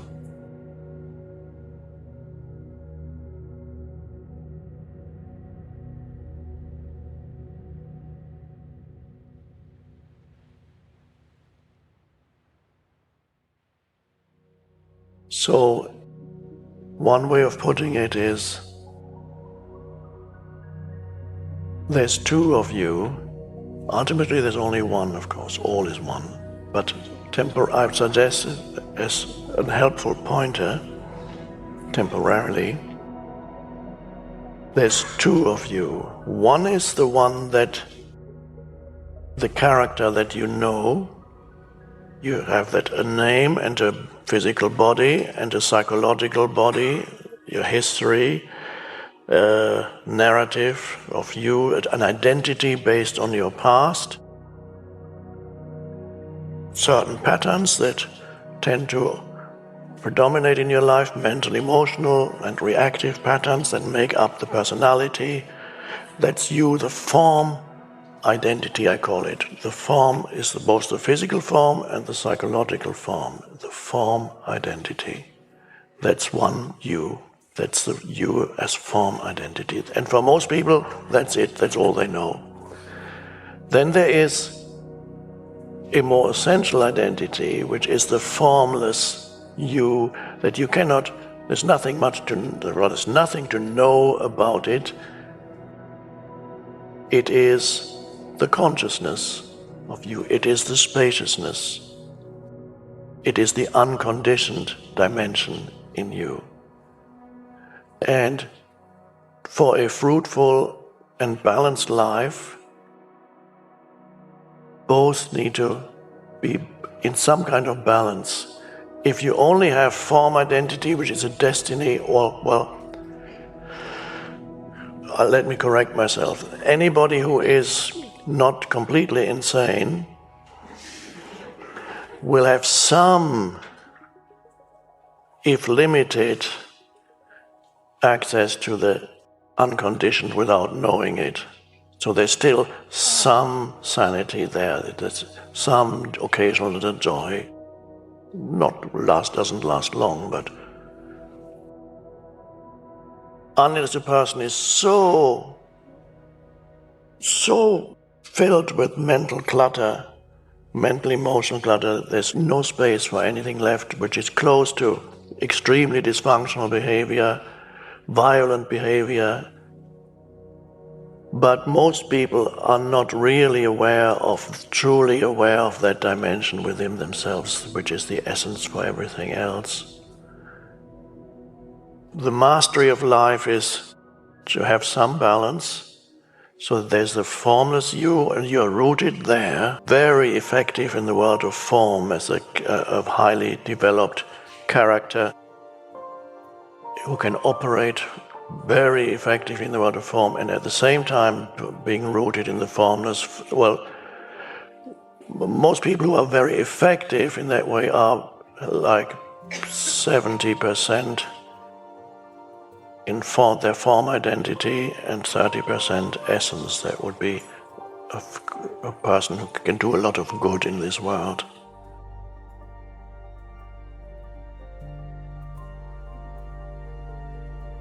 I'm more the other way. This doesn't seem to matter so much because I teach that dimension, so it doesn't matter. But I'm not all that effective in the world of form, in dealing with stuff in the world of form. In fact, a little bit dysfunctional quite often. And that is the destiny of some people who have one particular function in this world. And my function is to show the being dimension. So I'm 80% being and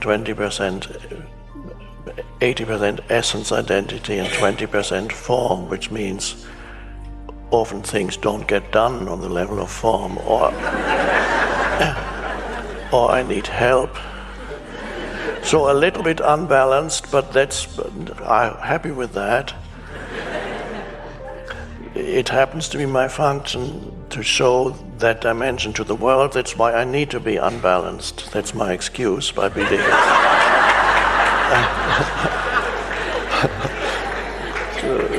But apart from being an excuse, I also believe it's true. It's both.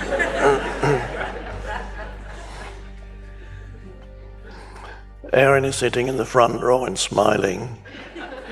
She knows that often her emails don't get answered for a long time.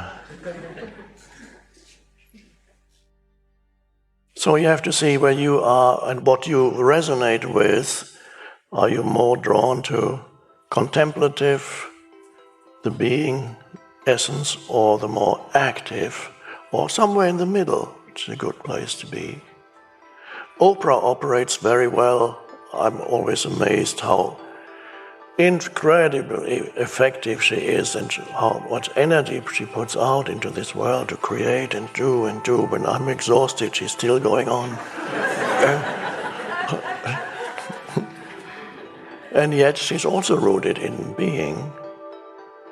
So it's an amazing thing. I can't judge exactly the percentage, but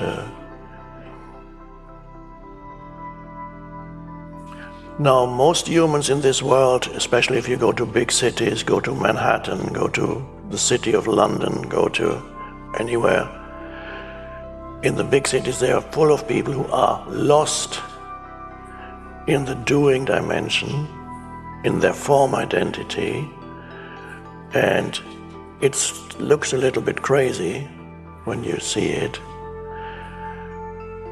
But there is high energy there. There is a high energy. So when I walk through this Manhattan or London, I know it's a bit crazy, this running around. What are they all trying to do? And they're all in a hurry. And obviously they're all trying to get to the next moment. They're not rooted in this moment. But there is this high energy, this energy can be converted also into presence. And there are other places in the world where people hang around street corners. Sometimes they are tropical places, it's so hot you can't do much. And so you hang around, lethargic. And sometimes it seems, well, maybe it's easier for them to be present, but not necessarily, because there's a lower energy there. I have high hopes for the people in the big cities, that they are able to see, especially when things start going wrong for them.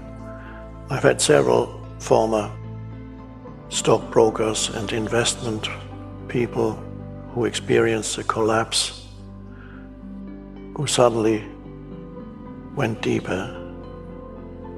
So for them, it's very hard for a Wall Street, big, successful guy, man or woman, from there to go into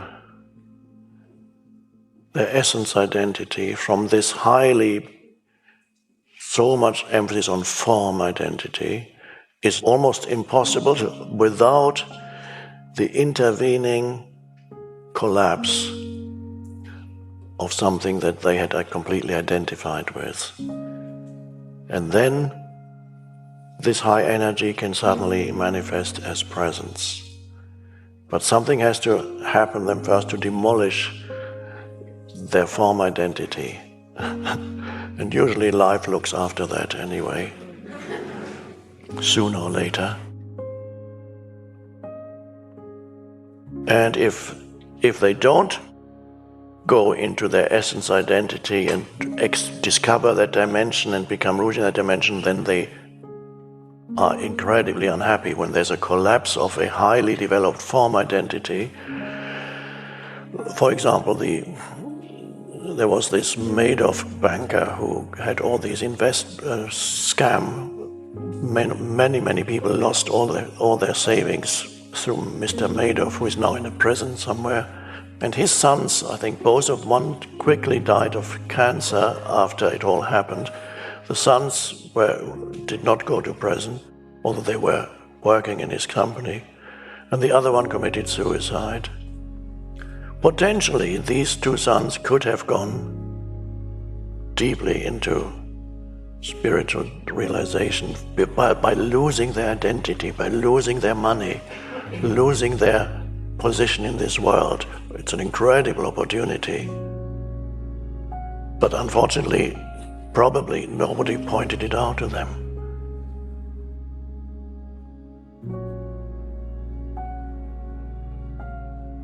So let's go back into stillness for just a little while, and then I will ring the bell, and with 3 times, and that will be the end of our evening meditation. But if you want to stay for a little while longer, take your own time and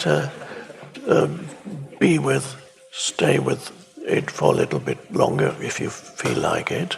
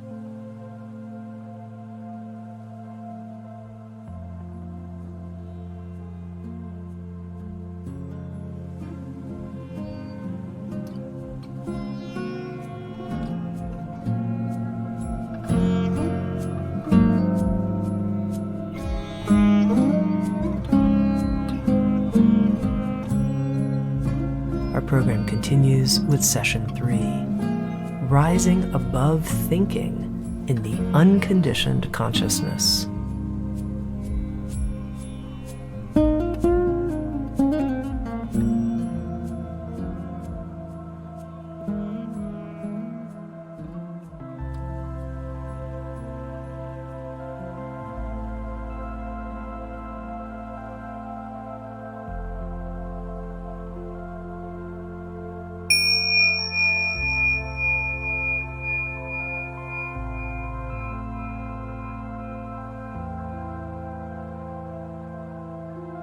Welcome to our live meditation. I'm glad you could make it.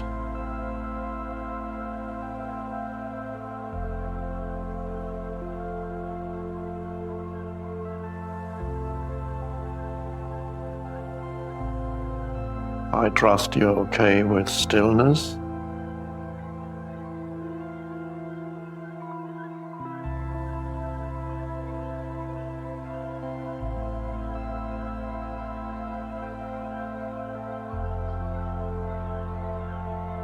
To be okay with stillness, you have to access the stillness within you. Otherwise, it gets uncomfortable.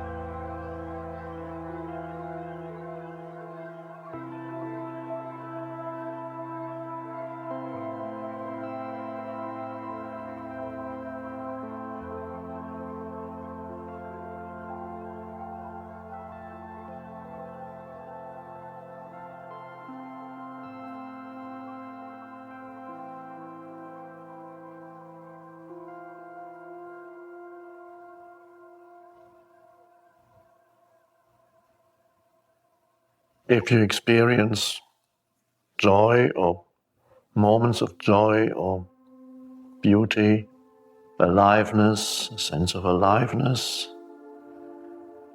a loving connection with another human being or a loving connection with another life form,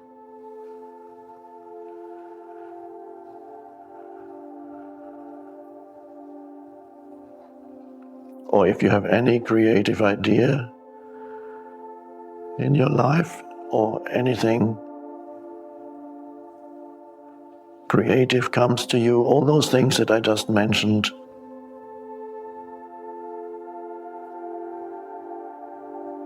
imply that you have some access already to the stillness inside you, because all those things, the joy, the sense of aliveness, the lovingness towards others, the creative impulse, the creative idea, all that comes from that dimension in you. Now, many humans have some access to that dimension. That's why they feel it's good to be alive. And for most humans, that access gets, for long periods of time, covered up again by excessive mind activity. And then it resurfaces again. It's not recognized usually directly for what it is. It is recognized indirectly. So you may be aware that suddenly you feel a sense of joy and aliveness.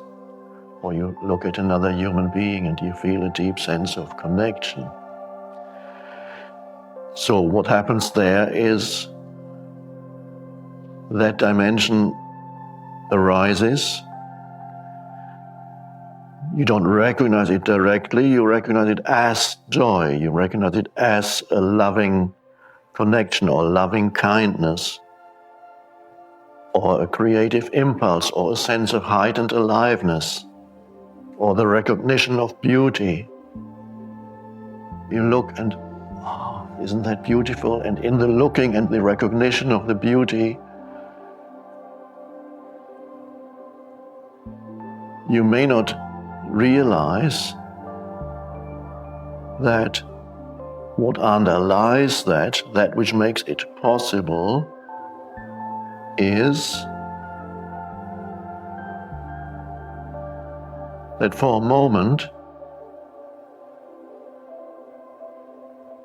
there was no thought activity in your mind. A space opened up, and that space, that is the stillness. And that is why you could recognize the beauty, or that is why you felt the connection with another human.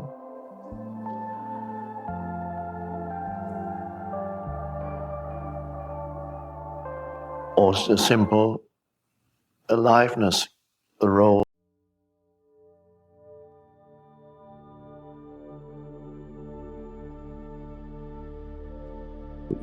false teacher. That's the beauty of it. Because the false teacher means there's ego, and it perhaps draws your ego.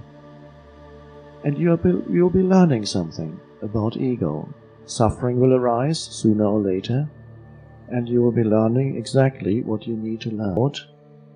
There's a great difference between the ways in which it's being expressed verbally.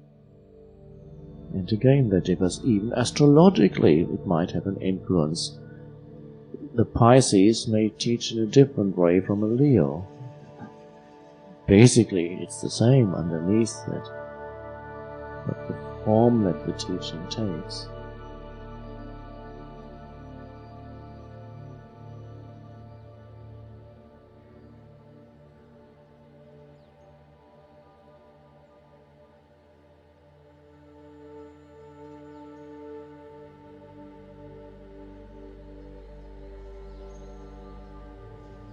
When one is enlightened, awake, as you are, does the pain body still exist? Do you have one?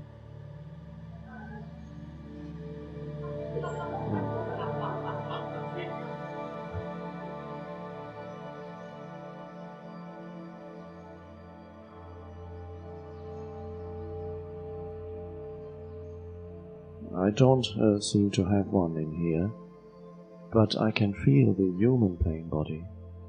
And sometimes I feel it so much, the collective pain body, that I cry.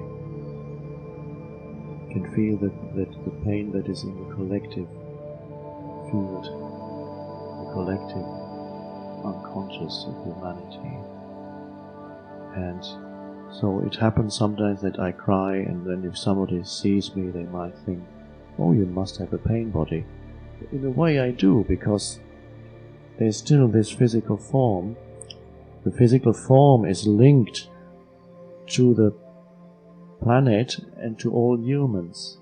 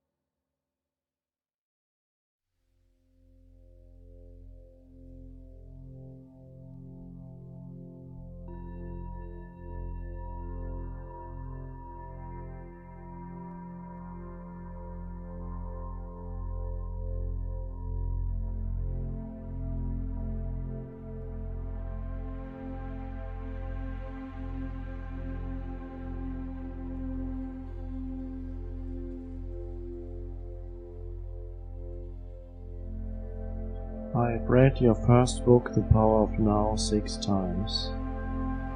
That's not uncommon. Each time I go deeper with it, the book seems to vibrate with energy. Even when I first saw it in a bookstore a year ago and knew nothing about you. Period. Your second book, a condensed version of your first book, seems to lack energy. Will you write another book that vibrates, a book that reflects your teaching as it evolves?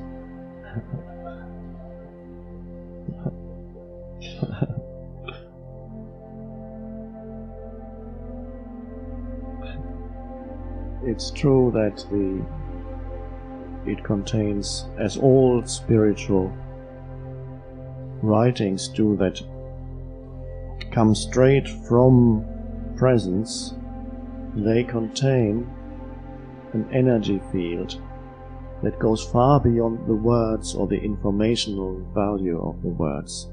The value of the words as information may be valuable, but the function of a spiritual, truly spiritual text as well as the function of spiritual discourse, verbal discourse, always goes far beyond the information that the words convey, because the words arise out of presence. They carry the energy frequency of presence. So they reach you, of course they go into your ears, then they go through the filter of the brain where the meaning is extracted from the words. It's decoded because it's only sounds that go into your ear. Then they're translated into nerve impulses. Then they reach your brain. Then the brain decodes the nerve impulses. And then, usually, that is the end of, you hear something, you've decoded it, and that's it. With spiritual discourse, the same thing happens. It is being decoded, and then it continues to work inside you even after the meaning has been decoded. The energy moves in and awakens presence within you. It touches that which is beyond the conditioned mind, and that is the true power of spiritual teaching, which goes far beyond what the words mean.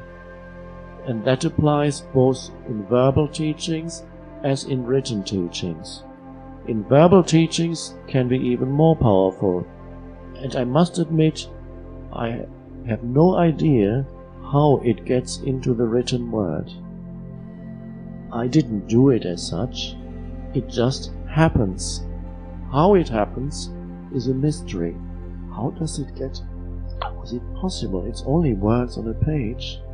It's only symbols, and yet the text contains an energy field, and that is wonderful. And this is why people can read it many times, and that's the power of spiritual teaching.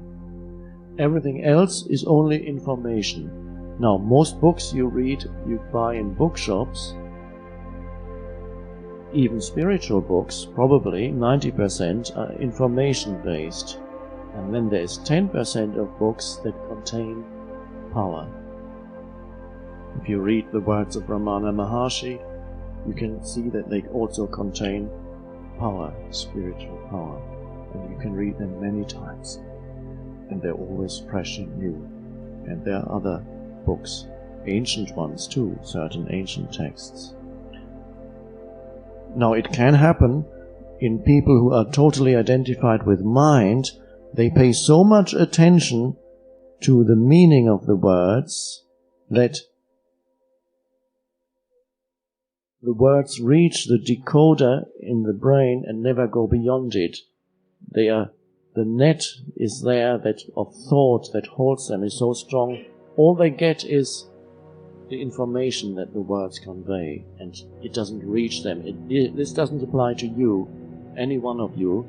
It applies to people who have very dense mind structures. They would come and only listen intellectually or read from the point of view of the intellect, and then they might say, that was quite an interesting talk. He had quite a few ideas. I liked his ideas. Not bad.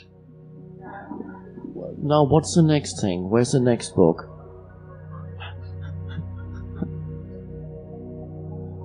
So it's beautiful when it works for you, and this is how it should.